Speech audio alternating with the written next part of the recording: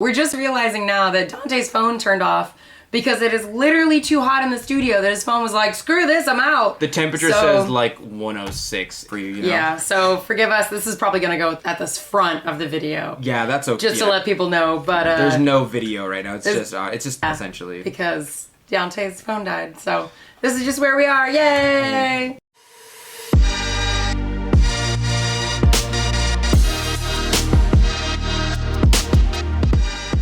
Today on the Mud Peddlers, we are finally getting to part 2 of our photography/videography session. And first of all, you can probably hear my voice is well and truly screwed because I protested so loud at the Roe v. Wade protests. I am pro-choice, and I screamed so loud that I screwed up my voice, but we're here for it anyway. So this week we're going to be discussing photography, but mostly like videography and short form video. Right. So since you kind of do YouTube, and as of yet I haven't done YouTube videos beyond just the Mud Peddlers on YouTube. Yes. Why don't you share a little bit about kind of how you prepare your content? How do you set up the video? Because I know for myself, one of the biggest things that always stops me from actually recording my work, especially for YouTube, is this, it's just like, I can't wrap my head around like, okay, what do the shots need to be? How do I film everything? For me, it's much easier to do like reels and like short form video, and I have my own like prep for that I'll go into. Yeah. But tell me your secrets. Well, there's a couple things I want to address first, and let's start off with YouTube, right? Yeah. For YouTube, you have to realize that for crafters especially, unless you're gonna partition your work into separate videos, so like unless you're gonna do a video on throwing, and then a video on trimming, and then a video on glazing, and then do a kiln opening. Yeah. But you're doing the same product, right? If you're doing that, you're gonna have to wait a fairly long amount of time. Like, let's take somebody popular like PewDiePie or Markiplier or Lily Sings, right? Like, if you're talking about these YouTubers, these are non-crafters. Right. So what they're doing is they're getting in front of a camera, they're talking, they edit it, it's done. They can probably do a video in like 20, 30 minutes. Yeah, assuming that they have editors and like... Well, I mean, they have editors, but that's because they're like big name YouTubers, right? Yeah. But they can pump them out 2-3 videos a day most likely for one video game, and then separate that game off into different parts. For crafters such as us, unless we want to partition those things off into separate, like one thing being made in multiple processes, we're gonna have to wait a long time. Right. So essentially you're saying if you want to see like, okay, this is a mug start to finish, if you want to make that whole video an actual start to finish video, it's going to take a month. Easily a month. Easily. And on top of that, you don't want to have one piece of content. And this is, I'm speaking to somebody who's making the content, right? This is if you're making that content and you want multiple things. So, for example, for me, whenever I do a glaze review video, one of my more popular videos, I'm doing like 3 or 4 of those in a row, and a fourth of my kiln load of my 1027 are only glaze review videos. And that lasts me a month. And then I might have some extra videos on the side, and that's 1 week is 1 video on Saturday evenings or mornings. Now, when you do the glaze review videos, are you showing the process of making the test tile? No. So for the glaze review, those are easier to do in terms of sit down and record in one session. Yes. Because you're just showing the finished product essentially. You're not showing the whole process. Well, for me, it's part of the process. So for me, what I do is I get a glaze off the shelf. I make sure it's a glaze I haven't done before. Right. Usually an Amico glaze. Amico Brent, thank you very much for sponsoring me in the past. I'll get that off the shelf. I'll put it on white clay, put it on brown clay, mix it with some other homemade glazes of mine, see how they work out well, see how good they are on different clay bodies, different firings. Put them in the kiln, then the second process, or the second tipping, is taking them out. Talking about the glaze, getting close-up shots of them, things of that nature. Okay. So that still takes at least 3 days if I took a bisque that I've already made, glazed it, waited for it to dry, put it in, took it out, videotaped it. And that's assuming I have the time and space and mental energy to do this. I want to keep in mind that that's still much more difficult than getting in front of a camera, talking, and then sending it out with music behind it. That's still like a 3-day process minimum, and that's if you're not including the making of the object. Okay. How do you balance your feed so that you have a combination of the videos that are slightly easier to make and less time intensive versus the videos where it takes you like a month? What proportion of your feed is each of those categories, and how do you balance that? So for example, we're about to have a video on, and I don't know if your teacher did this to you, it seems to be a thing in pottery culture, where when you get into the intermediate and advanced stages of throwing, your teacher gives you a set amount of clay. They did this on Clay Buddies. Tim C runs that page, right? Hi Tim. Hi Tim. Tim's goated. Well, Tim's more of a cat, but like he's still goated, right? I don't know what cat means.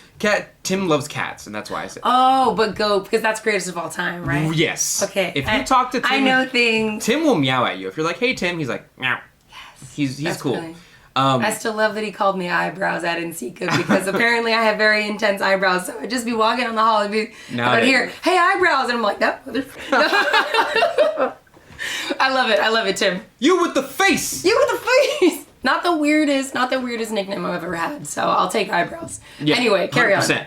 There seems to be this thing in pottery culture where teachers will give you like 1.5 pounds to 2 pounds of clay, and they'll say, make a 12-inch cylinder with that. Oh, yeah. Yeah, so you know what that is. Yeah. Yoshio put me through that. I've seen multiple classes do that to students, and I thought it was like a me thing. I thought like I just had a phenomenal teacher. This seems to be a thing throughout like pottery culture, where they go like, oh, okay, do this. The crazy thing is Yoshio pulled up another 4 inches after that. Oh my god. It was like a pound, maybe almost 2 pounds of clay, and I pulled 12, and I was like, that was difficult. And he cut it off and was like, check it out.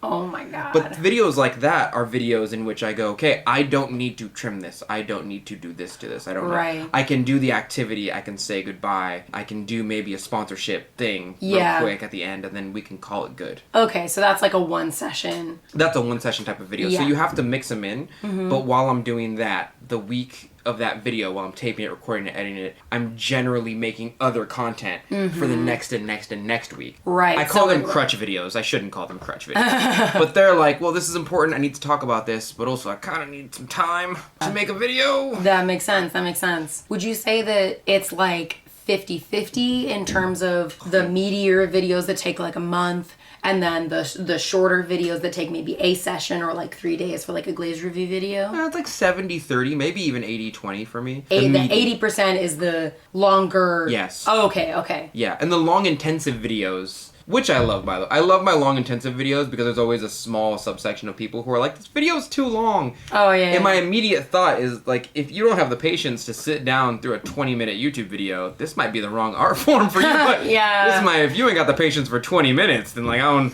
You gotta practice that patience. Yeah, not that it's not your medium, but you gotta practice that patience. The clay will humble you, my brother. Yeah. I'm just letting you know. Yeah. How long would you say that it took you to get a sense of, like, what angles worked well? Because, obviously for like videos and like videography, it's just like photography in the sense of you can do a lot of different angles, but then there's the whole thing where it's like, how often are you editing in like an effect? How often does the screen position change, or does the angle of filming change? How did you go about developing your like cinematography style? And how would you characterize it now? You know who taught me a lot about cinematography, is if that's what you'd call it, is John the Potter. Okay. Because like I still watch John the Potter videos, but when I watch his videos, I notice that a lot of his shots are like close-up, clear action shots. So if he's glazing a pot, like if he does this thing where he gets a bucket, wicks up the glaze right before all that, sets up the camera, dips the cup real fast, and then takes it out real fast, and the splash effect. Oh, yeah, and that's like the action shot that people like to see. Yeah. The slow-mo action. And I've learned that from him, where like, if I get a bottle of glaze, and I get my tongs, and I splash or I even like pour the glaze on the product, the camera's gonna be on the spot where that clay is. And kind of like zoomed in. It zooms in, I make sure it's real clear, I make sure it's focused down that spot. Not every shot is an action shot like that. But I've realized that a lot more people like that. Yeah. I saw John the Potter's and I was like, that makes sense. I feel like I knew that. I just didn't want to do it. It takes a bit more work. Yeah. But, and then the way I edit in general, to switch gears, is like, I'll do the base stock, where I'll do me talking, make sure the contrast is good, and then I'll do the audio on top of that. And once I do the audio on top of that, then I'll add memes. Wait, so audio on top of that, do you mean like you do voiceovers, or what do you mean? So you know how we have a recording thing right here? Yeah. There's also a recording from my natural camera. Oh. I have to mute the natural camera because the audio on a recording thing is way better. Yeah. Way better, right? Yeah. So I combine those two. I do the base stock, and then I do the audio, which are separated, but I combine them later. Right. And then I'll do like the music. And make sure that the spaces in which are dead or I'm not talking, you can hear the music a little bit better. Right. And then I'll put the memes in. Okay. And then I'll put like the intro, the outro. I'll pick a funny part of the video to put on the beginning of Yeah. You know, like just as a little treat at the end of the credits for people who stay towards the end, like a little marvel. Right, and right. That's fun. My general, like, this is how I edit. That's the formula? That's the formula for me personally. Yeah. Yeah, but it takes me so long to get that footage, to go back to the meat of the discussion. To get that footage, it takes me like a month worth of work. Right. One kiln load is at least 6 videos. At least. And then I have some filler or some crutch videos where I'm like, let's talk about how to make a bowl. I'm not going to fire this bowl. Yeah. The bowl's not going to get fired. I'm just making it for you. Let's make a square bowl. Okay, we're making a square bowl. I'm not going to fire a square bowl. I don't want a square bowl. Yeah. One of the things that I notice is, like, it seems like within cinematography, this is both for YouTube and then for, like, Reels and things, there's, like, the faster paced, quicker edits, you know, like one angle being shown for a short amount of time before the angle changes. There's, like, the faster paced thing, and then there's the more chill, relaxing, like, we're just gonna, like, watch. Then there's, like, so that it's, like, one angle is there for, like, a longer amount of time. It's more simple editing. I feel like if I were to do more YouTube work, that's what I would be more inclined to do, because it seems like it's simpler in terms of the cinematography. But I might be like, maybe I'm making a false assumption, because maybe it just takes a decent amount of work still either way. Yeah. But it's like if I were wanting to do more of this, which branch? Because it's like, I think when I'm making decisions about things, I tend to think of, okay, what's the 50-50? And between the 50-50, what do I want to go more towards? And I tend to think, okay, I want to go like slower paced, even though when I do Reels, I tend to, when I post the videos on my stories, I tend to do less quick edits. But when I post it to Reels, because one of the things that I've heard is people don't always want to watch a whole full minute reel. They can't. They can't. It's just like 15 seconds. Those tend to be like quicker edits, maybe a second or a second and a half. And so every beat of the song that's in the background when I'm making a reel will be like a video change or another like angle change. But that makes me think about how you approach like your YouTube, your like cinematography style as well. I think you're right about the longer form shots for YouTube, because I do that too. But the one comment that I got maybe a year ago was from he's a longtime follower of mine. He was talking about how he really likes it whenever I change an angle after about a minute or so, because it lets him see the form in which I'm throwing. So it lets him see my hand position. It lets him see how the clay is moving. As soon as he said that, my brain was like, that's good, because my main focus on the channel is to teach people. Right? So if I can give you more information with a different angle versus what I'm already doing, and there's no real extra effort I need to put into it other than moving the camera, I'm going to do it. Yeah. My main goal is to help you with your artwork. My goal is not to give you the most aesthetic shots, unless I'm giving you something that is pure entertainment. A teaching video is going to have different angles because I'm trying to teach you different angles. But a glaze review video is just going to show you the glaze. Yeah. Like, I think I probably have 3 main angles that I use, because like for the most part when I do Reels, I'm either doing a throwing video, a glazing video, and then a kiln opening video. And for the glaze video, because like again, even though just changing the camera angle shouldn't be a big deal, in my brain sometimes, if I'm just like, man, I just want to sit down and work, I don't want to have to worry about filming stuff, the idea of having to change the camera angle a few different times makes me just go, screw it, I'm not going to do any filming. And I think that's one of the things that I struggle with a lot, is like pushing past that like resistance. So what has been a happy medium for me so far is like, so when I'm doing my throwing videos, 90% of the time that video is just going to be like a straight on, or like maybe it's going to be a 3/4 angle, but frankly most of the time it's just a straight on. So you can't really see my hand movements that well, but you're basically getting to see like a well lit shot of this form being thrown, and that's one angle. It tends to be a little bit wider. It's not super close up. Yeah. When I'm doing the glazing reels, that tends to be from like it's closer, but it's like a higher 3/4 angle coming down, so you can see my hand movements better, but you can also see like what my hand movements are touching. Right. And it tends to be a lot closer up. They love those close-up. Really, those close-up shots. Yeah, so I'm like, if I'm applying the wax resist onto the stamp, it's like nice and close.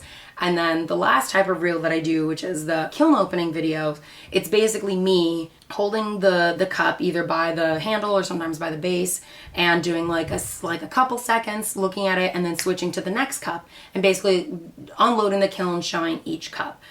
Realistically, you could do, like, if you're one of the folks who's just like, man, I really don't want to have to worry about Reels. It's a whole other thing. It's annoying. Or in this case, like TikTok, because when I say Reels, like... We mean TikTok We mean now. TikTok as TikTok, well, because yeah. it's basically short form video. Anything you post on TikTok, you can post to Instagram and vice versa at this point. Yeah. So, or if you're resisting doing short form video, give at least those 3 angles a shot, because it will, like, the algorithm likes it, you know, and it's enough to get things started without having to worry about doing a bunch of different angle changes and things like that. Because I think that's, like, your editing skills, that's something that you really excel in, is, like, when you do your videos. Oh. I think, at least, like, Thank not you. that I watch every single one of your videos. Nobody but, trained like, me. well, at all. you've learned well, and and I think, just like, copied the YouTube people. yeah, I mean, but for real, like, that's so much of, like, learning this stuff. I mean, that's how I've learned how to do my short form video, how I learned photography, is, like, looking at other people whose content I really like, and trying to figure out, like, okay, what are they doing? And so, like, I guess if I were to think about, if you're trying to analyze how other people do short form video, or even, like, longer video for YouTube, think about angles. Think about how, like as in, is it top down? Right. Is it over the shoulder? Is it 3/4 view? So think angles. Think how close up it is. Like, is it a close, nice macro, like, you know, meaty shot, or is it like getting in there? Yeah. Or is it, like, more of, like, a widescreen so you can see, like, all of the range of motions a little more? Right. So angles, zoom, and, like, pacing, I think, is the other big thing. Like, how quickly are the shot angles changing, or how quickly are you cutting to a new section of the video? Even if the angle isn't changing, like, are you moving forward every second? Right. Or are the clips, like, 5 seconds or a minute? Like, how long? So, like, if you're trying to figure out, like, okay, how do I even get started? Those are the 3 things that I would look at. Angles, zoom, and pacing. Lighting. Lighting is another huge thing. Yeah. Lighting's a huge thing for me that I struggle with in general, is because I love natural lighting. I hate, listen to me now. I hate non-natural lighting. I hate it so much. I have not so many. I had, like, 2 or 3 people in a couple of my last videos talk about how my videos were a little bit too warm. Oh. They seemed a little bit more orange and shadowy, like sunset. Yeah. And the background, my table that I record on is, like, already kind of orangish. Mm-hmm. And some people were like, yo, can you, like, make it brighter, turn up the contrast? It feels... I want that feeling, though. I want that warm, inviting, earthy tone to it. When I see other YouTubers, they have, like, this... And I'm not naming any YouTubers, but I notice there's a difference in between, like, the person with plants in the back and the warm lighting and the natural sunlight, and the chick who has, like, a steel table and some, like, Home Depot lights, and I'm like, this feels cold and uninviting. Yeah. If that's your thing, that's cool. I just don't want that feel to come through in my videos. I want it to be very homey, very earthy, very warm and inviting. So I use not a warm filter, but my camera's set to have that contrast on purpose. Yeah. Right? But because of that, I need natural lighting. I can't mix that, for lack of a better term, filter, even though it's really just camera settings. Yeah. With, like, cold steel tungsten lights. I can't do that. Yeah. No, that being said, like, I think we're both pretty lucky that, like, our workspaces have a lot of natural light. Like, if you don't have the option to, you know, to have natural lighting, there are ways to get lighting so that it doesn't have that. Like, if you've been at a dinner table where there's just one central light over the table and it casts, like, really weird shadows on people's faces. Spaghetti factory ass lights. Yeah. So there's ways to work around that so that you still have good lighting, but it takes more work if you have if you're, like, working from a basement or working in, like, a warehouse where there isn't, like, a lot of natural light. I just want the surround sound lighting. I want the lighting to come from a space so far up above that it touches every bit of the planet. You know, the sun. The sun. But if I have one little light in the corner, it's like, cool, you're about to see 1/4 of a pot, I guess, 1/2 maybe, and I don't know. I just enjoy natural lighting, but you want enough reflective surface, not reflective as in, like, shiny reflective, just white walls, maybe a light brown desk, something of that nature, to reflect the light onto your pieces. Mm-hmm. So that way you can kind of see most of the facets of the pot. Yeah. Right? And that's why I get so close to my pots. It's like, oh, we're looking at a glaze, let's check it out. Along with that lighting, you also want to pick the time of day, right, that you're recording. So I know in my brain there's, like, 4 or 5 hours of the day where the sun is just in the right place in the winter for me to record. Yeah. After that, sun go down, bye-bye. Sun go down, bye-bye. Sun go down, bye-bye, lighting go bad. Especially during the winter. Especially during winter when it gets dark at 5 p.m. Yeah. Of course, I'm sure there's folks in Alaska who are like, you know nothing. Yeah. You know? I can't mention anything about the weather on social media without someone else. But, oh, it's really hot outside today. And there's some dude from southern Texas who's like, oh, I don't know nothing about it, boy. I was born in a kiln. If you were born in a kiln, then you're the ultimate kiln god. You don't know how hot Satan's toe is in my mouth right now. Oh, God. What I think the real, like, holy trinity of making content is, and this is for, like, everyone. It took me a bit of time to get over this because I thought this was, like, cheating to a certain extent, is if you get good at editing video, you can then take portions of those videos and cut them into content for both Twitter, Instagram, YouTube Reels, and TikTok. Mm-hmm. The only thing that I wonder about is, like, though, because I know, like, I think I've seen you do this for like on your social media, but like one of the biggest things for me is like YouTube videos have to be landscape, but Reels it's all portrait mode, or it looks kind of weird. Gonna lie. I have no opinion on this because I have an opinion on this. Tell me. Like my opinion towards almost all video is that it must be landscaped unless it's a picture of you, because portrait mode is for portraits and everything else is a landscape. Like, even when I take pictures of my pottery, God intended it to be on landscape. It says in Leviticus New Age that you should always... Yes. New Age. I'm sorry, in a new Bible. Where people actually read the whole thing and follow the rules. Where it says always landscape unless portrait. Most people disagree with this. Yeah, but, I mean, because like all of the Reels and stuff... Yeah, they're all portrait mode, and it's... That for me is like one of the things that always like makes me think, oh my God, I literally have to do double the work to have like a video for YouTube and then a video for Instagram or TikTok. I don't. I just crop off the sides. So like if you put it in landscape, or if you put it in portrait rather, and there's those black sides because it's in portrait mode, my brain goes, well, when I re-edit that, I'm just gonna crop it so that the sides, you can't see the sides, and then it's gonna edit out without the black bars. So then it looks like I took it in a different mode. But, like, you can't tell. Only when I forget to do it can you tell, which is a lot of the time. Yeah, that's fair. That's fair. Which is a good portion of the time. Yeah.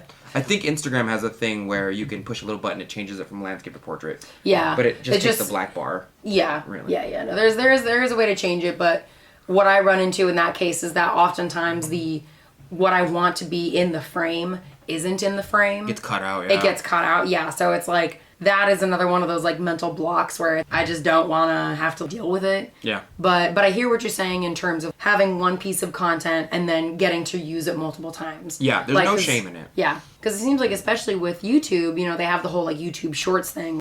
TikTok's for YouTube. It's TikTok's for YouTube, yeah. That's kind of nice that that's an option. And then of course for Instagram, what I often like doing is I'll make a longer video for my stories and then do a shorter version of it as a reel and then move that over to TikTok. Yeah. So it's like, if you look at my stories, you get a little bit more meatier, longer videos. Yeah. But that's like, I'm still feeding the algorithm with like short, like maybe 15 second. I'm trying to get better at doing shorter videos. It's hard. Because at first I was like, oh, this is great. I'll take a full minute and I'll show the whole process and people watch it. And then like, and again, this is sort of anecdotal, but what I hear is that people aren't often watching the full minute videos. They want something like shorter. I'm thankful that I have a fan base that has enough appreciation for me trying to help them with their artwork to watch most of the full video. Mm-hmm. But like even in YouTube analytics, it'll tell me the average watch time of every video. Yeah. If it's like 20 minutes, the average watch time is always like 12 minutes. Yeah. Which tells me a large majority of you are not finishing the video. Yeah. Your little serotonin brain is so kicked on all the time and so addicted to any stimulus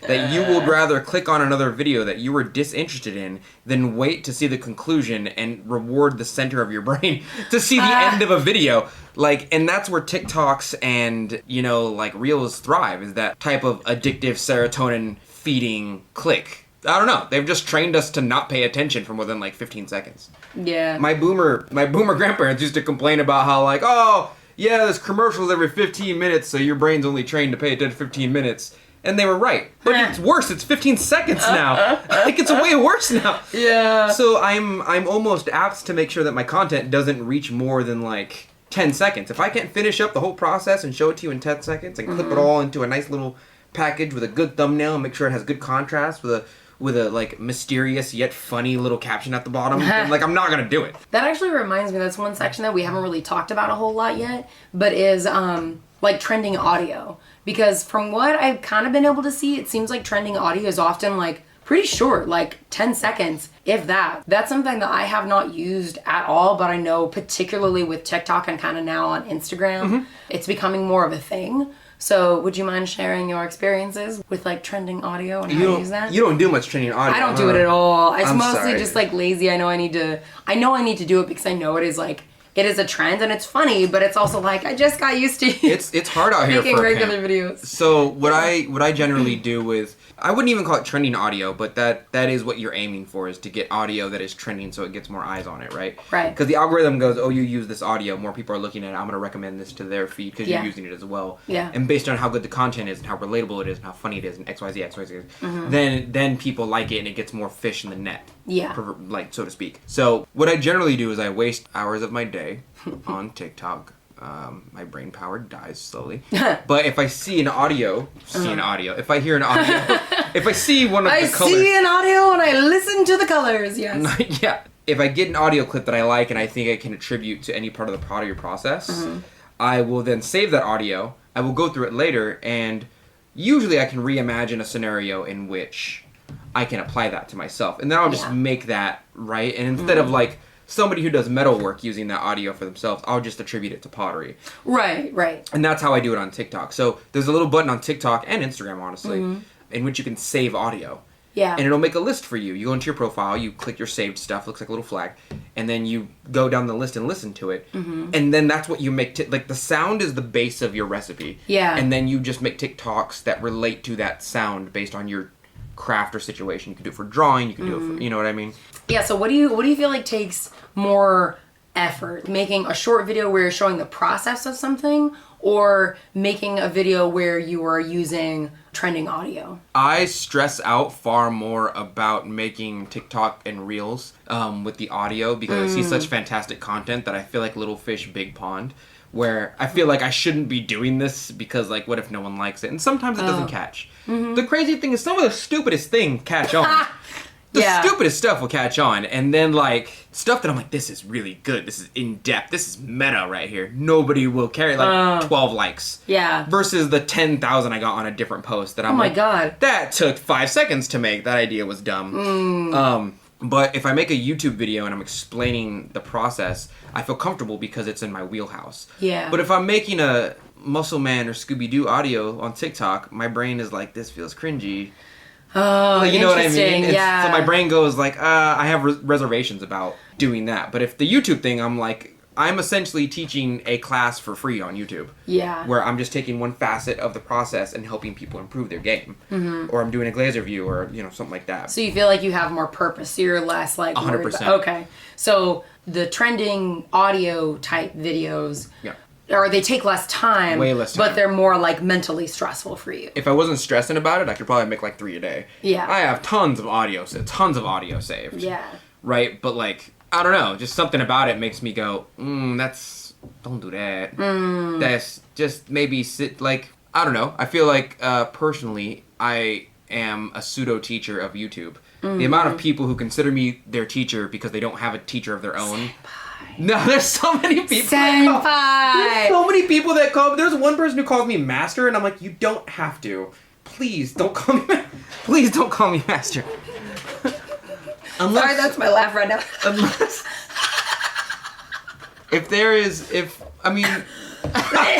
Oh God. Lindsay's throat's messed up, and if there is anything that would, like, protesting's probably the thing that I'm the most proud of, you know what I mean? Thanks, senpai.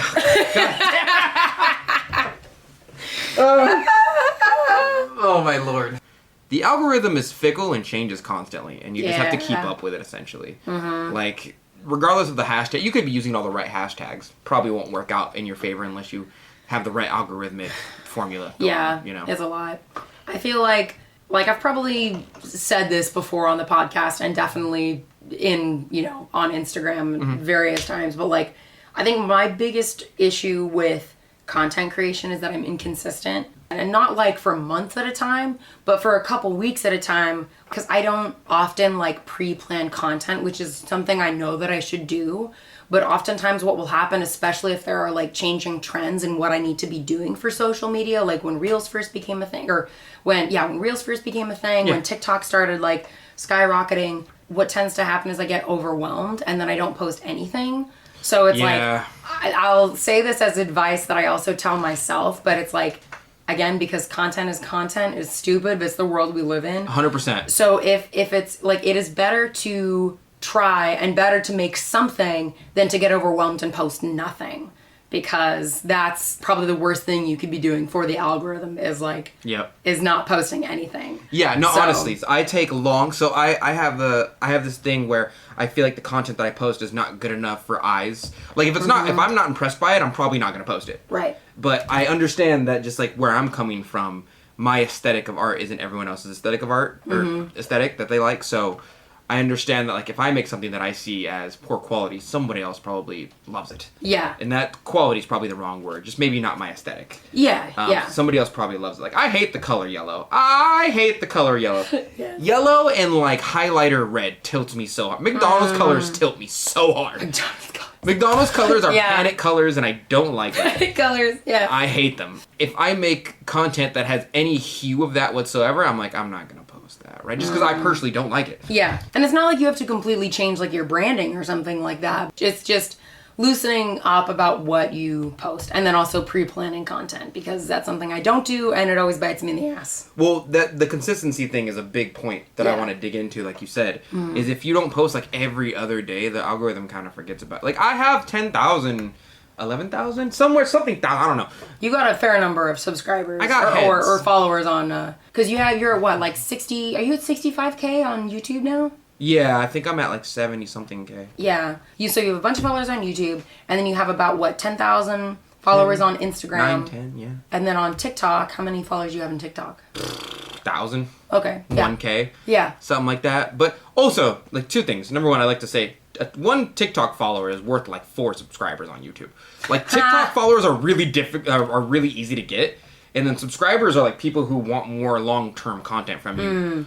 TikTok followers are people who want to pay attention to you for 15 seconds a day. And YouTube, you're so salty about the TikTokers and the shortcut videos. I don't even, like, just because, I don't know, like, your attention span has been whittled down by an algorithm that, like, controls your, and I don't like it.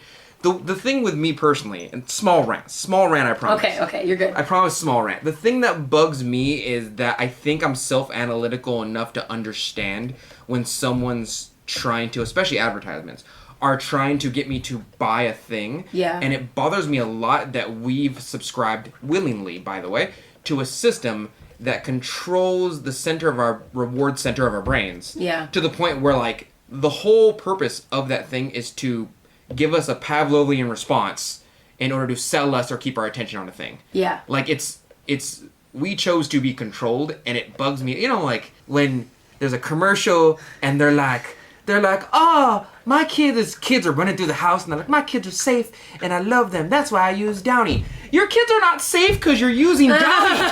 They're trying to get you to buy a product and connect with the emotional attachment to your children and safety. Yeah. But those two have nothing to do with each other. That's what TikTok is doing to you. They're trying to get you. And it's working, and you're letting it. I know. But that's where we've been. That's where, like, that's literally what advertising is. I mean, we've been in that system forever. It's just taken a different form. I'm not saying that it's good. And, like, yeah, social media has its own unique problems for sure. Yeah. Unfortunately, we just have to rely on it for a business. I'm not saying it doesn't work. That's the worst part. Like, I'm not saying it doesn't work. No, it does work. It 100% works. Like, you're the dog in this Pavlov. But at the same time, like, I feel like I'm one of the dogs who's like, I know what you're doing with the bell. Yeah. I don't like it. And they're like, yeah, but if you want to eat, you better respond to the bell. And I'm like, oh, well, I have to eat to live. Yeah. It's weird that you built a system where I have to literally be a guinea pig to get, like, basic necessities to live. Yeah. But, like, oh, by the way, you're addicted to it now. Please, come on, man. Yeah, it's like, what? It's essentially a drug screen. No. Eat the food, fatty. Oh, God. Oh, God. That's the saddest image I've thought of. Just weird dogs crying every 15 seconds. Please, more serotonin. That sounds even worse with the way my voice. That's the dog barking right there. Oh God, I'm sorry for all of our listeners right now hearing this terrible sound coming out of my throat. Sorry, that was my short rant. Yeah. I promise. I'm too self-aware and like I meet a lot of people who are like, no, that's not true, and I'm like, it's crazy you don't see it. Like it's insane. Yeah, no. I sound like a conspiracy theorist, you know? Oh God. They're trying to shorten our attention span. So they take our attention, they'll take our guns. We'll forget in 15 seconds. It's all the attention we got. Oh my God. I don't know why I sound like a Southern Texas man. That's just where we are right now. I know. So I would say one of the best things that I can suggest to someone who's trying to get the algorithm on their side, or at least is beginning to kind of work the algorithm, is just take nice, clean pictures with good lighting that you find an aesthetic for that you like. You know, I think we talked about aesthetics on one of the last episodes. Mm-hmm. And just post it. You don't even have to be using the right hashtags. Like, just post it. Yeah. It's weird because I go through these filters of like, I only want to post it if it's good. And then I go through 20% of my other days. Like, dude, content, everything is content. Yeah. And if you wanted to make that instead, because again, the algorithm is really pushing reels right now. So instead of if you wanted to like do a reel instead of a photo, but basically have it be the same thing, if you were going to take a picture of a cup, have that cup in that same position where you would take a photo of it, but just do a video where you're like just panning across it 5 seconds. That's a reel right there. It's simple. The algorithm treats it as a reel, and it's the algorithm doesn't know. It can be very simple, or take a short video of you holding it in your hand. Yeah. Oh yeah. You know, the algorithm doesn't know good. The algorithm doesn't have a preference on your content. It knows there's danger words. It knows there's words that you can and cannot say based on what it wants to share. But like the algorithm doesn't know, oh, that's a good clean picture of a bowl. Yeah, it's like, are people engaging with this picture? Cool, we're gonna boost this more. Like that's why toxicity is so upvoted. Like if you get a lot of or it would be interesting for the majority of society to know that any interaction with any content is positive for the algorithm, even if it's negative. Yeah. Like if 1,000 people go to a TikTok, regardless of what the content is, and scream racial slurs on there, the algorithm's still going to be like, wow, 1,000 people interacted with this. Yeah. Versus maybe someone else's content, which don't do this, someone else's content who posts a really good, clean shot of some artwork, but like one person liked it and commented on it. Yeah. Like one of them is the mouse is getting the cheese on the other end. And that's all that is. Mm-hmm. And so anything is content. You just need to post it. TikTok has, and this is new. I don't know if you've seen this on TikTok. TikTok has devolved into putting music behind pictures, and it's just a slideshow. Oh, yeah. Have you seen that? I think I have, yeah. It's just open your camera and post the last 4 pots with music behind it, and that's content right now. Yeah. You could do that listener. You could do that right now. And that's content. Pause the episode and do it right You now. could literally do it right now. Yeah. And then you'd get a couple likes, and you're like, wow, that really counted as content. Yeah. Like, it's insane how trained we are and thirsty for that little bit of serotonin in our brain to the point where you can devolve content into just pictures of music behind it. Which, in my mind, that's great. If it's simple but it still gets the job done, I'm here for it. And I think like another last thing I'll leave folks with too, which is again something I've had to tell myself many times because I really resist doing new things because I don't like that learning curve of sucking at something. Because we're old. I honestly, dude, I've always had it. I've always struggled with learning new media, learning new things, because I like learning new things, but I hate being bad at new things. Oh, that makes sense. If that makes sense, yeah. And I hate when things take a really long time. So it's with learning how to adapt to changing social media needs and what kind of content you need to produce, just keep in mind that it does get easier and it doesn't take, and slowly it takes less time. Even when I first started editing these videos for YouTube, I was like, oh my God, this takes forever. Yeah. I miss when it was just a podcast because it was so much easier. But, after, 3-4 months, it started to take not quite as much time to do. Yeah. And now, sure, it still takes a lot of time. I still miss when it was just a podcast and not also a YouTube video. You start learning where you can not cut quality corners, but you start learning where you can speed up the process because the quality doesn't get any better with more time spent on this one section. Yeah, and you get faster at learning the interface of things and 100%. Yeah, and so it gets, fear not, it gets easier, and it's just we just got to keep learning. You know what I hate, and I think everyone hates this, right? is when you get used to a system that you've just learned, you've started to get good at it, and then the system updates, and it changes where the effing buttons are, and you're like, oh! My buttons! I have to crop over here on the right now instead of the left? Yeah, sure, I can learn it, but that's 5 seconds per crop, and I have to crop this 20 times! Oh my god. In this one section! Too much. As a final word, just post whatever content you have as long as it's, you know, safe and not damaging to people, of course, but like, don't be afraid of posting because you think it's going to be cringe. Instead of cringing, perhaps kill the part of you that cringes. Yeah. Yeah. Cringe not, my child. Cringe not. It is based to not cringe at thyself.